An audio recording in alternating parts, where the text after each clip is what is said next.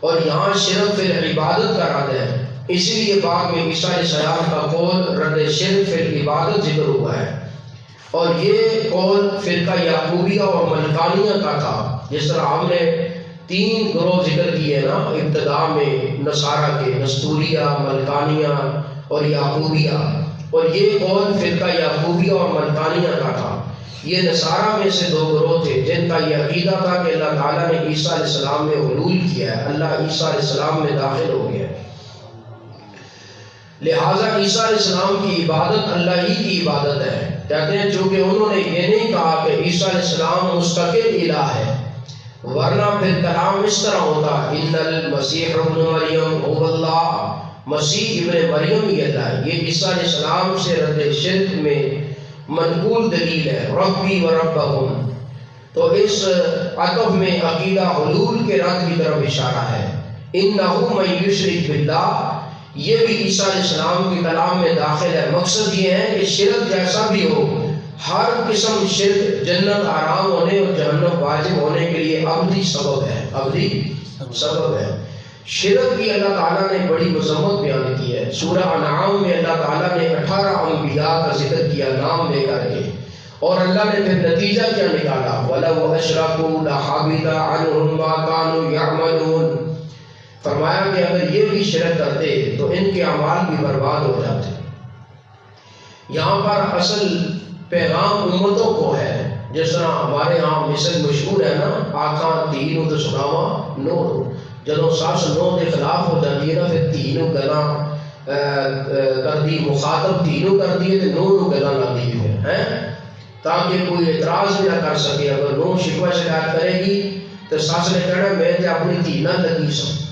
تو یہاں آقا دین سناوا نو، نبی تو شرک نہیں کر سکتے، نبی تو گناہوں سے پاک ہوتے ہیں، ان کا بچپن جوانی ان کی زندگی کا ایک ایک لمحہ گناہوں سے پاک ہوتا ہے، وہ معصوم عن الخطا ہے۔ تو اللہ تعالیٰ نے قرآن مجید میں یہ مثال ذکر کی، تو مشرک کا جنت میں جانا ایسے ہی مشکل ہے، حتیٰ یلج الجمل فی سم الخیاط، جس طرح سوئی کے نکے سے اونٹ نہیں داخل ہو سکتا، سوئی کا سوراخ کتنا ہوتا ہے، وہاں تو آپ دھاگا بھی بڑی مشکل سے ڈالتے ہیں، ایسے ہی ہے تو اونٹ کیسے گزرے گا؟ مطلب یہ ہے کہ مشرک کا جنت میں جانے کا تصور بھی پیدا نہیں ہو سکتا، جو عالم شرک میں مر گیا وہ جنت میں نہیں جائے گا۔ اور یہاں پر مولویوں نے بڑا دھوکہ دیا ہے، وہ کہتے ہیں کہ یہ کافروں کے بارے میں ہے، جنہوں نے کلمہ پڑھ لیا ہے وہ سب گناہ کر سکتے ہیں لیکن شرک نہیں کر سکتے۔ یہ ان کا دھوکہ ہے، یہ ان کا فراڈ ہے، یا ان کی جہالت ہے، ایسا نہیں ہے۔ اب دیکھیں نا، یہاں اللہ نے 18 نبیوں کا ذکر کیا اور اللہ نے قانون بیان کیا کہ اگر ان نبیوں میں سے بھی کوئی شرک کرتا تو اعمال ضائع ہو جاتے۔ اللہ تعالیٰ نے نبی کریم علیہ السلام کو مخاطب کیا، لَئِنْ أَشْرَكْتَ لَيَحْبَطَنَّ عَمَلُكَ، کہ اگر نبی جی آپ سے بھی شرک ہوگا تو آپ کی عمل بھی ضائع ہوں گے۔ یہاں اللہ نے اصول بیان کیا ہے، قانون ہے اللہ کا، جو بھی شرک کرتا ہے تو نبوت رسالت کے بعد اللہ نے شرک ذکر کیا، تو کلمے کے بعد بھی شرک ہو سکتا ہے، کلمے کے بعد بھی، جس طرح جامع ترمذی کی حدیث ہے، نبی کریم علیہ السلام فرماتے ہیں کہ جبریل امین آتانی آتن فبشرنی، میرے پاس ایک آنے والا آیا اور اس نے مجھے خوشخبری دی۔ اور جب نبی کریم علیہ السلام معراج پر گئے تو اللہ تعالیٰ نے وہاں معراج پر نبی کریم علیہ السلام کو کچھ تحفے دیے، ان تحفوں کے اندر ایک تحفہ یہ بھی پیش کیا کہ میرا آپ سے وعدہ ہے جو آپ کا امتی اس حال میں فوت ہو گیا کہ اس نے شرک نہیں کیا وہ ضرور جنت میں جائے گا۔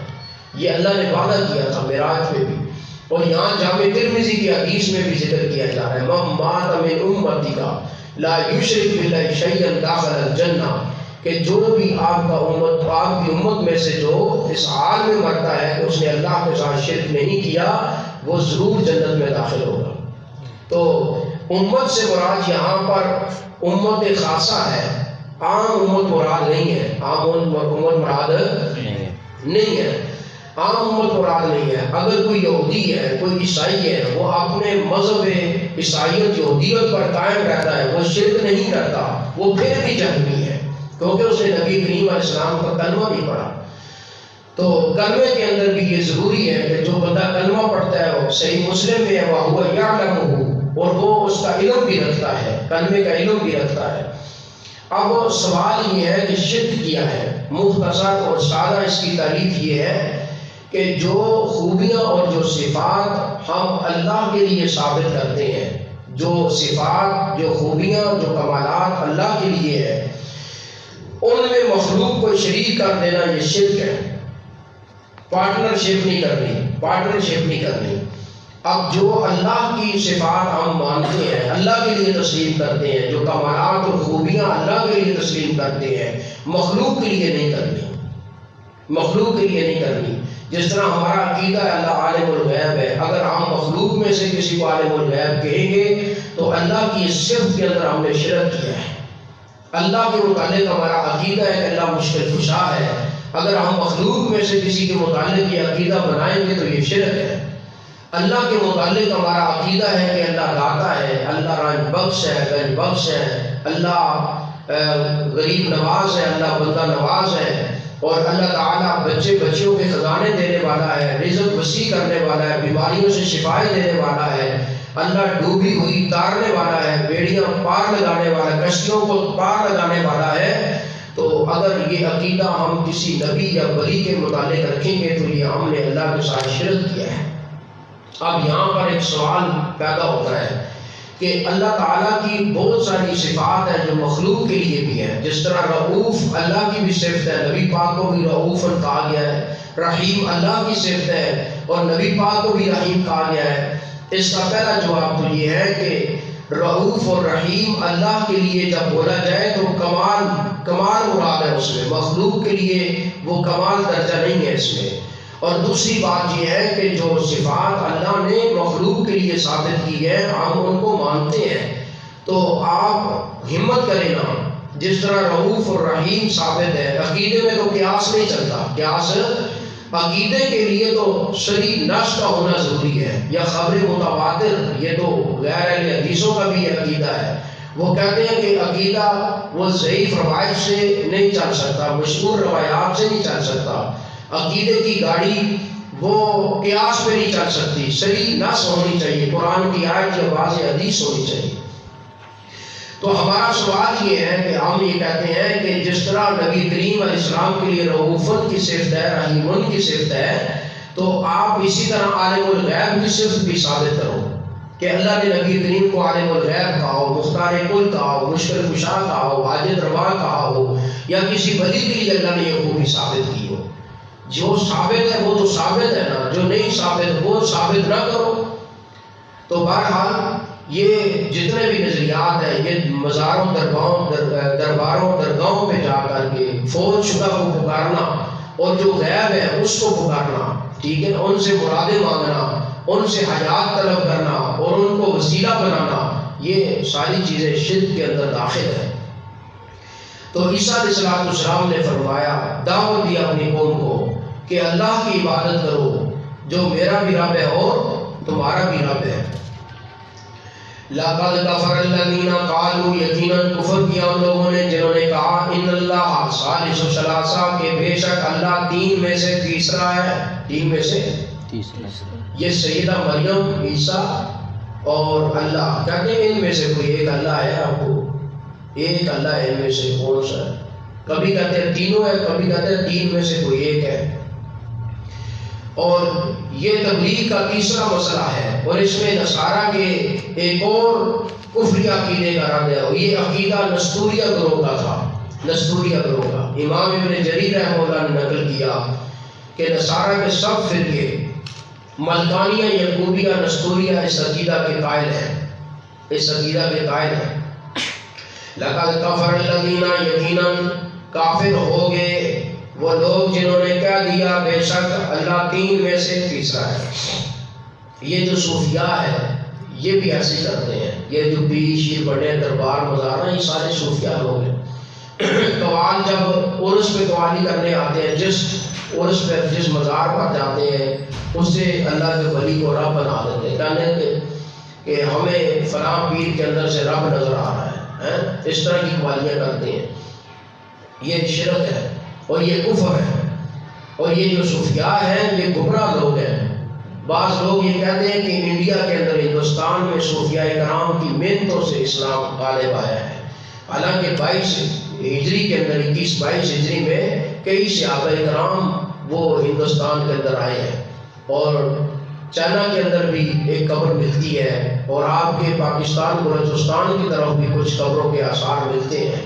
اور بعض نے پشاور کے اندر بھی ایک قبر کے متعلق انہوں نے کہا ہے۔ بہرحال یہ ہے کہ وہ ہندوستان میں صحابہ کرام کی آمد ثابت ہے،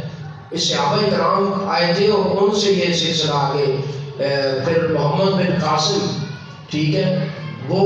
اس ایریا کے اندر آپ کے ادھر کراچی والا جو سندھ والا ایریا ہے یہاں وہ آئے تھے، ٹھیک ہے۔ تو اسلام تو پھیلا ہے، تابعین، صحابہ تابعین کی جماعتیں یہاں پر آئی تھی، تبع تابعین، اور یہ جو صوفیاء کرام ہیں یہ تو گمراہ لوگ ہیں، انہوں نے پتہ ہے کون سا اسلام لایا ہے ہندوستان کے اندر، ڈھول ڈھمکے والا، طبلہ سرنگی اور باجوں والا۔ یہ دیکھیں نا، کئی جنازے بھی ہم نے دیکھے ہیں، جب کوئی بندہ فوت ہو جاتا ہے تو جنازے کے ساتھ ڈھول جا رہا ہے، نال چارپائی جنازے والی جا رہی ہے، نال ڈھول بج رہا ہے۔ یہ صوفیاء کی محنتوں کا نتیجہ ہے، یہ مزاروں درباروں کے اوپر یہ جو کچھ ہو رہا ہے، یہ ڈھول ڈھمکے، یہ طبلے، یہ سرنگیاں، یہ باجے، یہ سب صوفیاء کی محنت کا نتیجہ ہے۔ پیچھے ایک وہ مولوی صاحب کو بھی ہم سن رہے تھے، پیر صاحب کو، وہ کہتا ہے کہ یہ ڈھول جو ہے نا نبی پاک کی سنت ہے، ایک ویڈیو میرے پاس موجود ہے، وہ کہتا ہے یہ نبی پاک کی سنت ہے ڈھول، صاحب رہو تسی نبی پاک کو بانسری کی آواز سنتے ہیں تو کانوں میں انگلیاں ڈال لیتے ہیں، ابو داؤد وغیرہ میں ہے، عبداللہ بن عمر رضی اللہ تعالیٰ عنہ سے۔ تو یہ صوفیاء نے جہالت پھیلائی ہے، بدعات پھیلائی ہے، شرکیات پھیلایا ہے، انہوں نے خرافات پھیلائی ہے، انہوں نے توحید اور سنت کے مخالف یہ اٹھ کھڑے ہوئے ہیں، انہوں نے توحید اور سنت کو داغدار کیا ہے، انہوں نے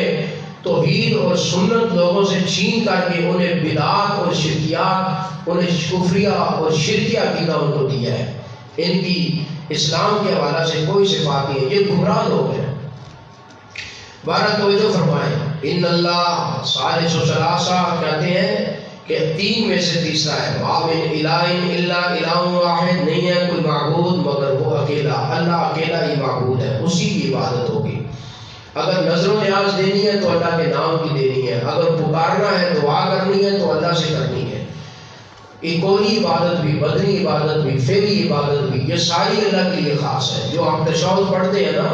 التحیات للہ والصلوات والطیبات، یہ لفظ بھی اکثر لوگ غلط پڑھتے ہیں، التحیات پڑھتے ہیں، التحیات للہ، حالانکہ لفظ ہے التحیات للہ والصلوات والطیبات۔ تو یہ قولی فعلی باتیں کس کے لیے؟ یہ اللہ کے لیے ہیں۔ اگر قیام کرنا ہے، رکوع سجدہ کرنا ہے تو وہ بھی اللہ کے لیے ہوگا۔ وَإِن لَّمْ يَنْتَهُوا، اگر